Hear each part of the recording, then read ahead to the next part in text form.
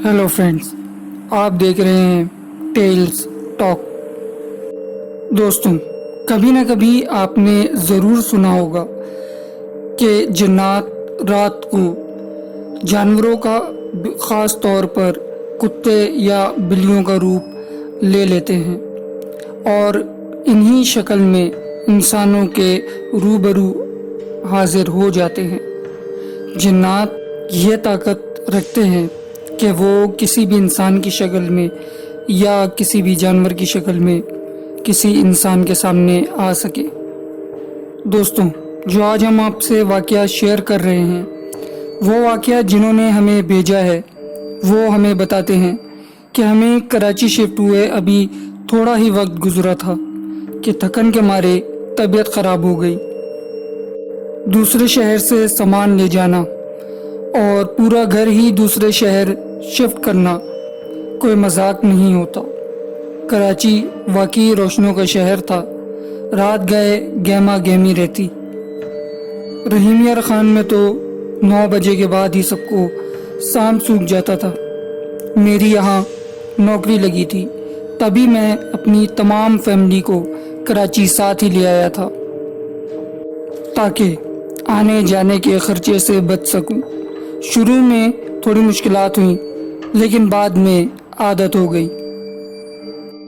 हम क्योंकि रहीम यार खान से आए थे तो हमें जल्दी सोने की आदत थी, लेकिन अम्मी और बीवी तहज्जुद के वक्त उठा करती थी तो उन्हें एक ही शिकायत रहती कि यहाँ बिल्ली बहुत अजीब तरह से रोती है।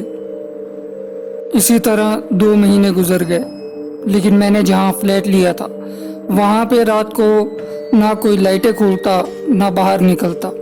सब वहाँ भी जल्दी सो जाया करते। मैंने सोचा कि शायद ये भी हमारी तरह इस ऐसे ही किसी शहर से आए हैं जहाँ रात जल्दी हो जाती है।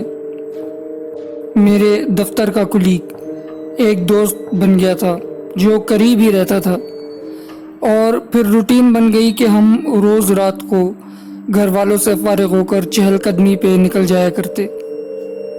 रात को घर वापस आकर नमाज से फारिग होकर सो जाया करते और सुबह उसी की बाइक पर ऑफिस जाया करते थे।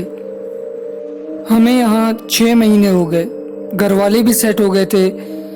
रात को जल्दी सोते और सुबह फजर के वक्त उठ जाया करते।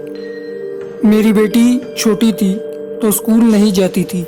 घर में मैं, मेरी अम्मी, मेरी बीवी और बेटी, हम 4 लोग रहते थे। मेरा चौकीदार एक दिन बीमार हो गया। मैं डॉक्टर के ले गया और दवा दिलवा दी तो वो बहुत ही मशकूर हुआ। दूसरे दिन मिजाज पुरसी के लिए जब मैं उसके लिए खाना लेकर गया तो उससे काफ़ी बातचीत हुई और मैं आते हुए प्लेट्स भी वापस घर ले आया। उसी दौरान उसने मुझे कुछ बातें बताई जो कुछ अजीब थी। वो कहने लगा कि साहब, आप लोग यहाँ नए हो, मेरा फ़र्ज़ है आपको बताना। यहाँ आपको कोई भी ये बात नहीं बताएगा कि कहीं आप लोग भाग न जाएं। यहाँ सब रात को कम निकलते हैं और कोई लाइट भी नहीं खोलता, क्योंकि साहब यहाँ पर पहले से कोई रहता है। जहाँ पर पानी की मोटर है, हम भी सुबह में मोटर चलाते हैं, लेकिन अगर रात को पानी ख़त्म हो जाए तो कोई भी मोटर चलाने की हिम्मत नहीं करता। आप भी वहाँ नहीं जाना। मैं सर पीट कर रह गया, क्योंकि जो मैंने सुना था और जो वाक़यात घर में हो रहे थे उन सब का सिरा मुझे अब यहाँ से मिल गया था। अब मैं परेशान था कि कहाँ जाएं, क्या करें। हुआ कि यूँ कि अम्मा रोज़ रात को नमाज के लिए उठती थी तो पानी ख़त्म हो गया। उन्होंने मुझे उठाया कि जाओ चौकीदार से कहो कि मोटर चला दे। मैं घर से बाहर निकला, बहुत ढूंढा, लेकिन चौकीदार नहीं मिला। मैं चौकीदार के कमरे में गया, लेकिन उसने दरवाज़ा नहीं खोला। तो मैंने अब मोटर खुद चलाने का फ़ैसला कर लिया था।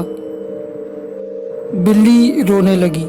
मैं गया, मोटर चलाई और इंतज़ार करने लगा कि थोड़ा टैंक भर जाए तो मेरी अम्मी और बीवी दोनों वज़ू कर लें।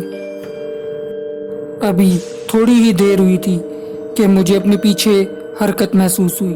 میں لاشعوری طور پر پیچھے پلٹا تو دیکھا وہاں پر ایک بڑی بلی کھڑی ہوئی تھی جس کا سائز باقی بلیوں سے زیادہ تھا۔ میں ڈرا نہیں، میں بلی کو گورنا شروع ہوا تو بلی اٹھی اور تھوڑا پیچھے جانے لگی۔